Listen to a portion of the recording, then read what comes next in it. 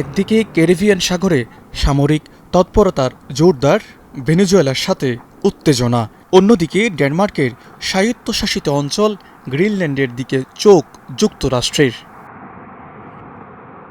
যে কোনো মূল্যে গ্রিনল্যান্ড দখলে নিতে চান মার্কিন প্রেসিডেন্ট ডোনাল্ড ট্রাম্প।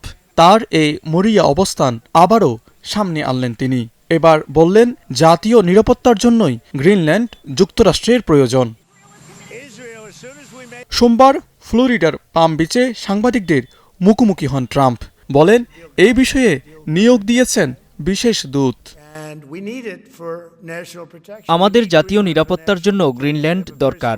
সেখানে জনসংখ্যা খুবই কম, আর আমি বুঝি না তারা বলে এটা ডেনমার্ক, কিন্তু ডেনমার্ক সেখানে কোনো অর্থ ব্যয় করেনি। তাদের কোনো সামরিক সুরক্ষাও সেখানে নেই। তারা বলে ডেনমার্ক নাকি ৩০০ বছর আগে কোনো এক সময় নৌকা নিয়ে সেখানে গিয়েছিল। আমরাও তো নিশ্চিতভাবেই তখন নৌকা নিয়ে সেখানে গিয়েছিলাম। তাই এসব বিষয় আমাদের সমাধান করতে হবে। বিশেষ দূত আমাকে খুব জোর দিয়ে বলেছেন, জাতীয় নিরাপত্তার জন্য আমাদের এটি দরকার।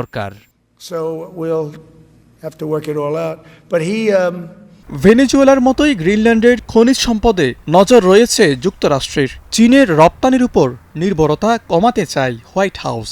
তবে খনিজ নয়, মূলত নিরাপত্তাকেই অগ্রাধিকার দেয়া হচ্ছে বলে দাবি ট্রাম্পের। খনিজের জন্য নয়, খনিজ ও তেলের তো আমাদের অনেক জায়গা আছে। আমাদের কাছে বিশ্বের যে কোনো দেশের চেয়ে বেশি তেল রয়েছে। আপনি যদি গ্রিনল্যান্ডের দিকে তাকান, উপকূল জুড়ে রুশ ও চীনা জাহাজ দেখতে পাবেন। জাতীয় নিরাপত্তার জন্য আমাদের এটি দরকার, আমাদের এটি পেতেই হবে। ট্রাম্পের এই ধরনের পদক্ষেপকে অগ্রহণযোগ্য বলছে ডেনমার্ক। কোপেনহেগেন জানিয়েছে, এ পদক্ষেপের ব্যাখ্যা চেয়ে মার্কিন রাষ্ট্রদূতকে তলব করা হবে। এই বিশেষ দূত নিয়োগের বিষয়টি নিয়ে আমি অত্যন্ত বিরক্ত। ডেনমার্কে একজন মার্কিন রাষ্ট্রদূত আছেন, কিন্তু হঠাৎ করে একজন বিশেষ প্রতিনিধি আসছেন যিনি নিজের কথায় গ্রিনল্যান্ড দখলের দায়িত্বে আছেন। আমরা শীঘ্রই মার্কিন রাষ্ট্রদূতকে ডাকব, তার কাছে ব্যাখ্যা চাইব। এটি কোনোভাবেই গ্রহণযোগ্য নয়।